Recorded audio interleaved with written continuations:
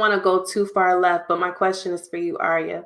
When you were explaining earlier, were you more so like making a comparison between like the chemical reactions, we might call it lust, and compatibility, not necessarily, what were you calling it, a familial Yeah. cloud? Yeah. So And essentially, that's what I gathered, right? Because, and I'll just give one example and I'll zip it. So, for example, you were saying people should consider dating someone they're highly compatible with, even if they don't have that fuzzy feeling. They're not like in a daze thinking about them and hoping that they text them, but they know that that person is compatible, meaning they know that person values quality time and they'll take them out, or that person, is financially stable, emotionally healthy, like all the things that makes them compatible. But you might not necessarily have those chemical reactions about that person. But because you're compatible, naturally, over time, you're going to build attraction because it's like they're doing everything that you desire, right? Is that kind of what you were getting at, or was it? yeah. So I don't think it's either or, but I Okay. think the second one is more important. So, like to Clout's point, I think ancient Greece had 7 different types of love, and I think the two that are not good to build a life on are mania and ludus. I think it is. um or Luden, I don't know, Lude something, but that's obsessive love, and then that's playful, right? And so you can have either one of those, and you can build it into something that's more like philia, which is teamwork, or like storge, that's family love. That's usually for like your biological family, though. I'm trying to remember the other one. But anyway, you can take different types of love and you can build that into something that's important. But I think um, the biggest thing that we can take as a strategy is to picture the life that you want and picture the feelings that you want to be having long term, and then decide what type of person could help you build that. So that's not to say that, you can't work together and the picture might change a little bit because this is a good person. But so many of us just focus on that initial am I attracted piece. And that usually doesn't actually produce good results, right? Especially for those of us, myself included, that have had either relationship trauma issues, family issues, whatever.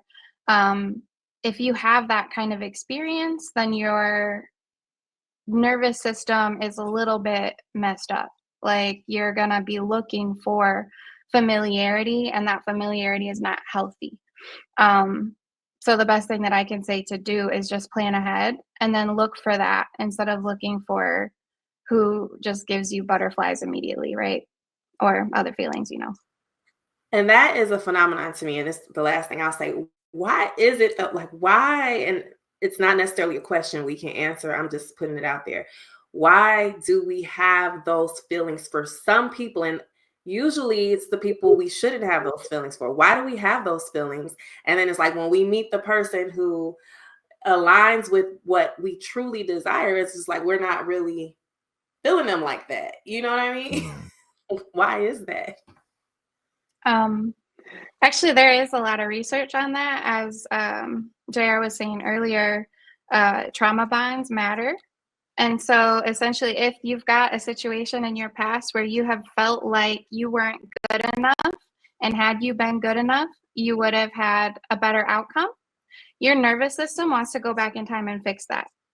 So if you have Wow. ever been made to feel like you are not worthy of love, then your nervous system wants to find a similar situation and prove that you're worthy. And so then you're going to Mm, find somebody that mirrors that instead of finding somebody that would actually see your worth from the jump. that Hold is on, really hold on. My answer to that question would be, I wanted to answer that question real quick. And then we go to Aisha. I got something valuable on it. I would say that the reason why that happens is because passion comes from polarity. Attraction works just like magnets. The reason why negative and positive attract is because they're polar opposites. The reason why when you're more compatible with someone, often you see that there's less butterflies and less feelings of strong attraction is because the more compatible they are, the more like you they are. So if you two are moving as one, there's no polarity. So there's no need for attraction. There's no desire. So that's really what it is. Usually the person that you're going to be most attracted to is going to be very different from you because of polarity. So you might be a very mild-tempered person. You're probably going to be attracted to someone who has a much more bold personality. If you have a very bold personality, you're probably much more attracted to someone who has a much more calm personality. And that's just going to be on a primal level. Now, the person that's more compatible with you, if you're a calm person, might be someone who's also calm. You get what I'm saying? Or like if you're a person with a more bold personality, you might need someone who's not necessarily sensitive to be able to be compatible with you. But that's not going to be the person that's going to be most primally attracted to you. It's going to be the person that's nowhere near as bold as you that's going to be like drawn to your boldness. You know what I mean? So that's really what it is. Yeah, but also too.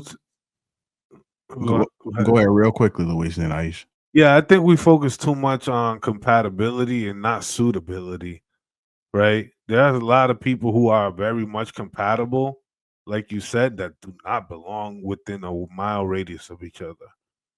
And those are the classic, DB situations that we tend to see very often. And sort of, there are obviously things behind the scene that takes place, and obviously Aria speaks to it a little bit better because I honestly, that's not my realm. All right, go Aish. I actually think that I do believe that opposites attract, but I also believe in like pheromones and energy. So I think that sometimes those things just don't mix well. Like chemically, you don't mix well. Like, for example, I might date somebody and think I cannot stand the way that they smell. Like, I can literally smell them, right? And then someone else will date them and think that they smell amazing. And I think that pheromones and things like that have a lot to do with attraction and like who I'm a smell person. So I just think that because even that will like if you were my life partner and I smelled you, and it's just I just feel like pheromones have a big deal and like your chemical makeup. And I know that people don't look into things like that, just like people don't look at chakras and love languages. But I think that has a major part of attraction. But getting back to the topic, I think that neither one of those people loved each other. I don't think any of that was about love. I don't think any of that was about compatibility. I believe that they have managers and agents, and somebody said, this is who you finna date, and this is who you finna propose to, and we're gonna put this on TV, and we're gonna build up y'all following, and we're going to build a brand. I didn't have much to say on the topic because I don't feel like any of it is real. We know who Chad Ochocinco is, been knowing who he is, didn't know who this lady was until now. Okay. I don't care how many millions she made, we had no idea who she was until she met him. And so her demands were clearly unrealistic. So they were for TV. All of that was for TV. I don't believe any of it.